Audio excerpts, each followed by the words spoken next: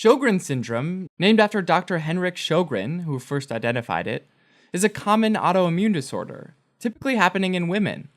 In Sjogren syndrome, the body's immune cells go rogue and start attacking various exocrine glands, which are glands that pour their secretions into a duct, most commonly the salivary glands and the lacrimal or tear glands. Normally, the cells of the immune system are ready to spot and destroy anything foreign that could cause the body harm.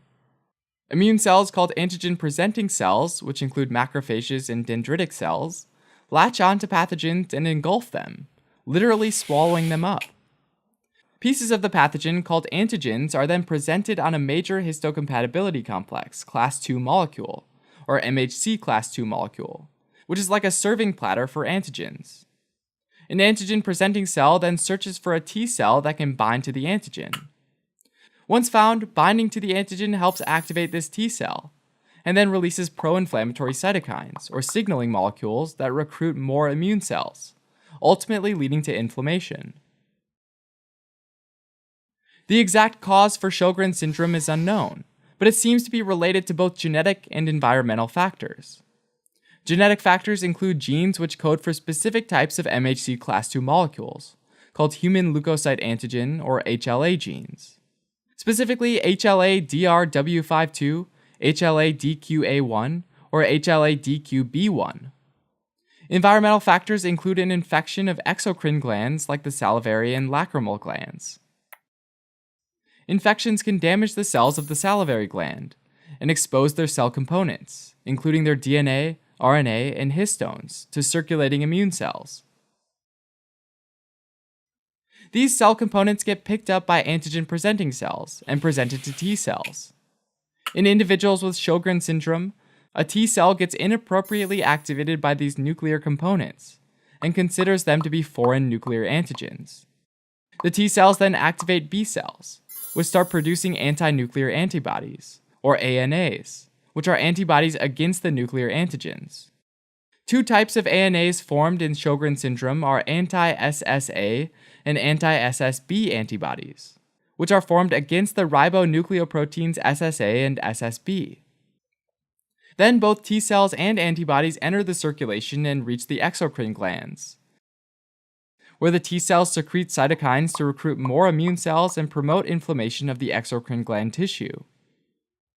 The cytokines also activate fibroblasts in the tissue, which then produce fibrous tissue that replaces the damaged tissue. The end result is a loss of secretory cells in the glands. Sjogren syndrome can be primary and happen alone, and in that situation it's called Sika syndrome. Alternatively, it can be secondary, which is when it happens along with other autoimmune diseases like rheumatoid arthritis. Symptoms of Sjogren syndrome usually present in middle-aged women and are due to dryness of various body surfaces. When the lacrimal gland is involved, it leads to keratoconjunctivitis, which is the inflammation and ulceration of the cornea and conjunctiva. This causes dryness of the eyes, leading to blurring of vision, itching, redness, and burning of the eyes. When the salivary glands are involved, it leads to xerostomia, or dryness of the mouth, as well as difficulty tasting and swallowing, and cracks and fissures in the mouth. In the nose and respiratory passages, it causes ulceration and perforation of the nasal septum, and can lead to crusting and bleeding. When it affects the larynx, it can lead to difficulty speaking. In some people, there might also be dryness of the skin and vagina. There's also swelling of the glands, which can compress nearby structures like nerves and cause pain. Finally, the dryness of epithelial linings can also make infections more likely. Diagnosis of Sjogren syndrome is based on a decrease in exocrine gland secretion. For example, sialometry can be done to measure the saliva flow. Blood tests often show the presence of anti-SSA and anti-SSB antibodies. A confirmatory test is a lip biopsy to examine the minor salivary glands, especially CD4 positive T cells, plasma cells, and macrophages, and thickening of the inner duct wall.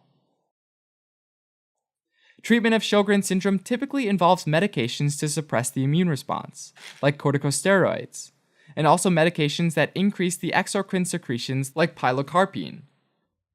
Alright, as a quick recap, Sjogren syndrome is caused by autoimmune destruction of the exocrine glands, most commonly the salivary and lacrimal glands, often following an infection.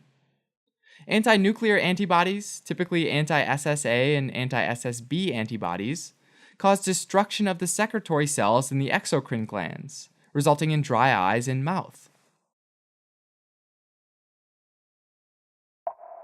Hi, hope you enjoyed our video on Sjogren syndrome. Thanks for watching. I'd also like to thank Janavi for writing the script, Yifan and Rishi for editing the script, Tana for doing the narration, and Pauline for doing the illustration, and I did the video editing, but I'm not going to thank myself. That would be weird. If you like this video and you want to watch one similar to it, you can go to osmosis.org and check out our Prime service. We have over 100 videos similar to this one. And speaking of 100, you can save $100 and get a free textbook if you sign up for Osmosis Prime for more than a year during our sale right now. But if you don't want to do that, you can just go make a free account, get 2 free weeks, and then decide later what you want to do. Either way, hope to see you again.